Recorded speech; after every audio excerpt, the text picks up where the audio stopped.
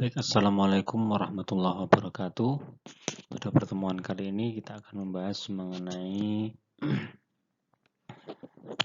riba dalam Al-Quran dalam perspektif tafsir Al-Mawdu'i.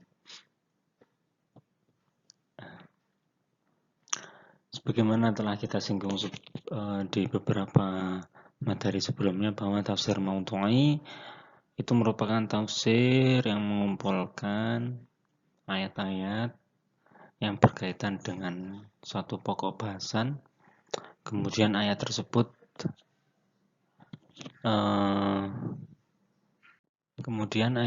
disusun berdasarkan kronologisnya, baru kemudian dipahami maknanya satu persatu. Jadi dalam kali ini kita akan menyusun ayat tersebut sedemikian rupa sehingga ada satu pokok tema tentang riba ini, kemudian disusun secara kronologis. Ayat yang pertama adalah ayat Makkiyah karena disusun secara kronologis ya. Ayat riba tentang Makkiyah ini ada di surat Ar-Rum ayat 39. Bunyinya wa ma ataitum mir riba liyarbu fi amwalin nas fala yarbu 'indallah. Wa ma ataitum min zakah turiduna wajhallah fa ulaika humul mudha'ifun. Wa ma ataitum, dan sesuatu harta yang datang kepadamu mir riba, dari riba, liyarbu, untuk meningkatkan, untuk menambah harta fi amwalin nas, harta manusia, maka falayarbu, harta tersebut sesungguhnya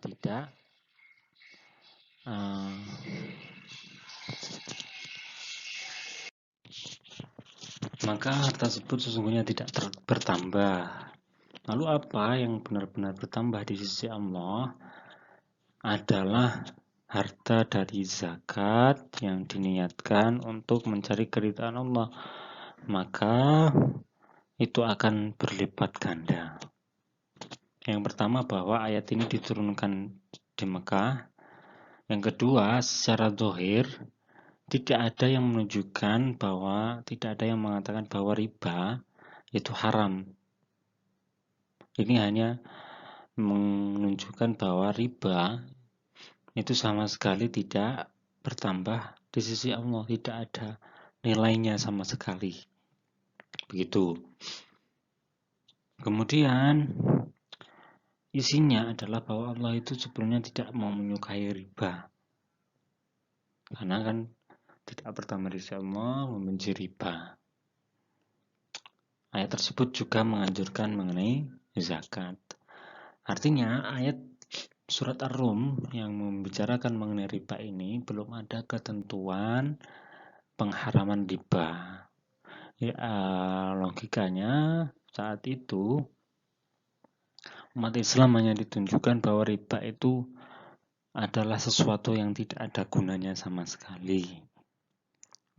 Belum ada perintah yang mengatakan bahwa riba itu dilarang.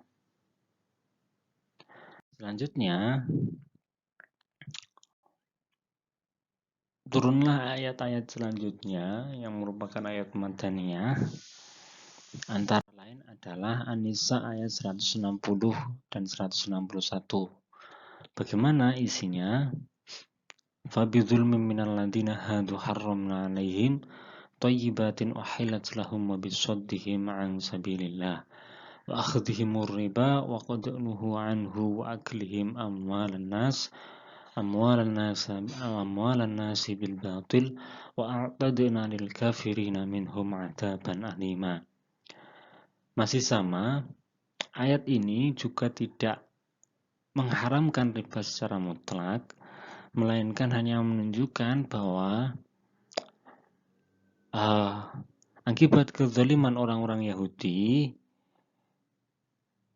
mereka itu akhirnya diharamkan untuk memakan sesuatu yang sebenarnya halal. Dan yang kedua, disebabkan mereka memakan riba,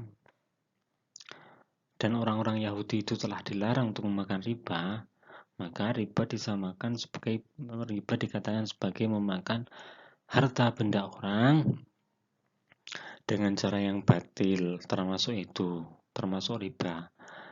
Dan ayat ini juga tidak berisi larangan kepada umat Islam pada waktu itu. Ini hanya menceritakan surat An-Nisa 160 dan 61 ini menceritakan bahwa pelajaran tentang perilaku orang Yahudi yang tidak harus ditiru. Kemudian tidak ada dalil qat'i yang mengharamkan riba pada surat An-Nisa ayat 160-161 ini. Kemudian selanjutnya turunlah ayat yang berkaitan dengan riba. Larangan di sini hanya berbentuk isyarat saja. Ya, bertahap ya intinya. Kemudian pada turunlah surat Al-Imran yang di sini ada ketentuan jelas bahwa tidak boleh memakan harta riba. Ya ayyuhalladzina amanu la ta'kulu riba ad'afan mudha'afah. Hai orang-orang yang beriman, la ta'kulu. Nah, ini baru ada larangan, la ta'kulu, jangan makan riba ad'afan mudha'afah yang berlipat ganda. Wattaqullaha la'allakum tuflihun. Baru di sini bisa dikatakan mulai diharamkannya riba itu ada di surat Ali Imran ayat 130. Hanya saja larangan riba dalam surat Ali Imran itu belum keseluruhan. Kenapa? Karena di situ ada kata-kata riba ad'afan mudha'afah, riba yang berlipat ganda. Yakni riba yang dipraktikkan di zaman jahiliyah. Bagaimana prakteknya?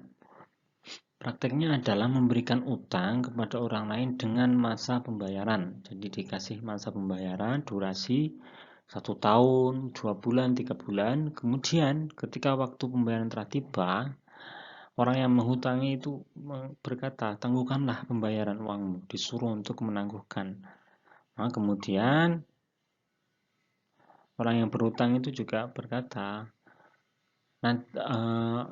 boleh saya bayar 2 bulan lagi atau tidak? Nah, nanti akan saya tambah nominalnya. Nah, inilah yang dinamakan dengan riba yang berlipat ganda. Dalam hal ini kemudian dipahami bahwa larangan riba di sini baru bersifat sebagian saja. Riba yang mana? Riba yang berlipat ganda. Hanya satu jenis riba saja, yakni riba fasihi yang berlipat ganda.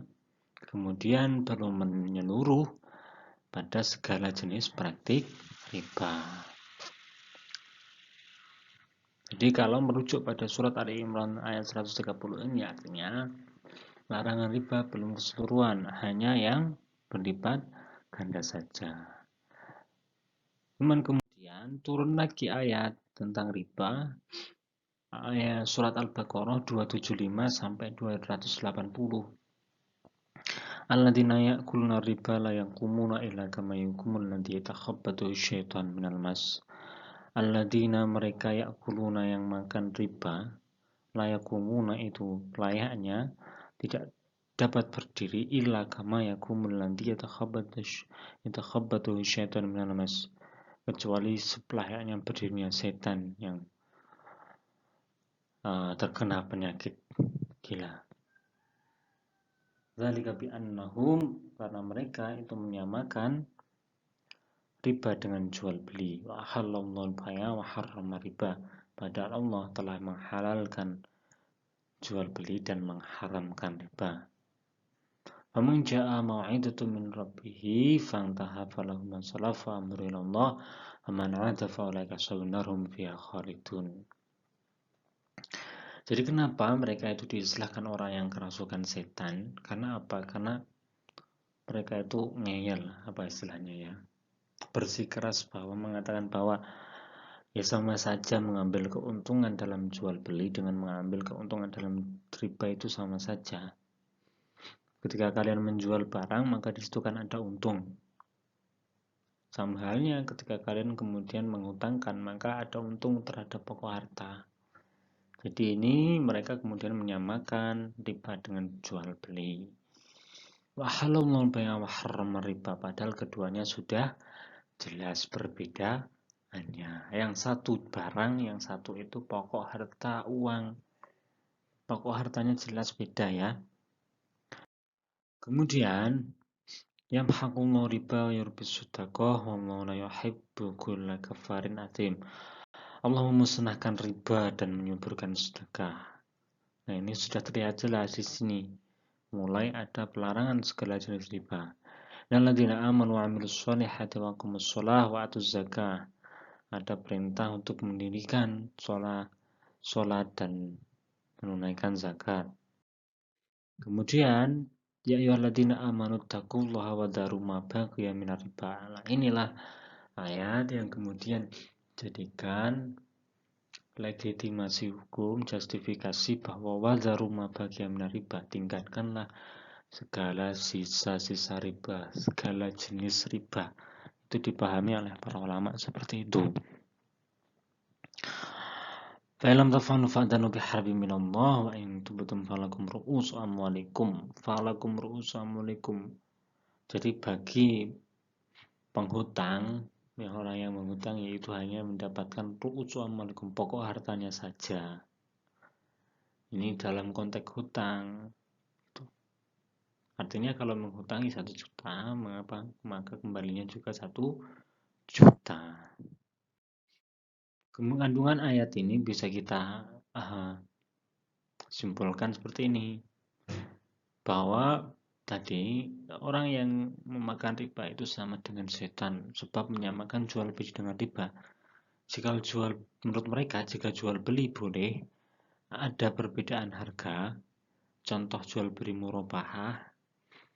Mengapa dalam hutang tidak? Jual beli tangguh itu, jual beli kredit kan ada. Lalu mengapa dalam hutang tidak boleh semacam itu? Padahal sama-sama dibayar kreditnya. Menurut mereka seperti itu. Kemudian ada perintah salat dan zakat juga. Itu menunjukkan bahwa larangan dibarengi dengan perintah salat dan zakat. Artinya larangan riba itu sederajat dengan larangan riba ini sederajat dengan wajibnya sholat dan zakat. Berarti sangat dilarang sekali. Kemudian definisi riba dalam ini adalah riba dalam ayat ini adalah setiap tambahan atau pokok harta. Wadharu ma baqiya minar riba. Terus ada falakum ru'usu amwalikum tadi. Larangan ini juga bersifat kuli. Artinya segala jenis riba. Wadharu ma baqiya minar riba tadi. Jadi kemudian bisa kita pahami bahwa ada step-step pelarangan riba. Jadi riba itu tidak dilarang secara langsung. Yang pertama, bahwa dalam ar-rum itu riba dikatakan sebagai sesuatu yang buruk. Riba digambarkan sebagai sesuatu yang dibenci. Baru kemudian dalam surat An-Nisa 160-61 itu umat Islam disuruh untuk mempelajari bagaimana bentuk perilaku riba dan bahayanya riba seperti yang dilakukan oleh orang Yahudi dulu. Pelajaran yang mengambil pelajaran dari perilaku riba Yahudi. Kemudian barulah Ali Imran ayat 130 itu mengatakan bahwa riba yang berlipat ganda itu dilarang. Adanya riba jahiliyah, riba fasihi tadi. Barulah kemudian surat Al-Baqarah, setelah umat Islam siap diperingatkan, dikatakan sebagai sesuatu yang buruk, kemudian disuruh mempelajari buruknya riba. Setelah itu mulai dilarang yang berlipat ganda saja. Baru ketika siap diturunkan surat Al-Baqarah 27, 5280 yang menyatakan bahwa semua jenis riba itu haram. Pertanyaannya kemudian, bagaimana dengan status bunga bank? Nah, ini adalah tugas kalian untuk menjawabnya. Bagaimana dengan status bunga bank, apakah dia masuk kategori riba atau tidak. Maka tugas dalam materi kali ini adalah pertama cari fatwa dari beberapa lembaga fatwa di Indonesia mengenai bunga bank. Setelah ketemu dari beberapa lembaga ya, setelah ketemu kemudian bandingkan dan cari perbedaannya di antara fatwa tersebut. Bandingkan dan kemukakan perbedaannya, bisa kalian bentuk tabel atau terserah bagaimana formatnya. Kemudian temukan dasar hukum yang digunakan dalam fatwa. Cari dasar hukumnya yang Al-Quran ya. Kemudian analisis, temukan dan nilai mana yang paling sesuai dengan tafsir ayat riba yang dijelaskan hari ini. Demikian saya rasa cukup untuk penjelasan mengenai ayat riba ini. Sekian, terima kasih. Wassalamualaikum warahmatullahi wabarakatuh.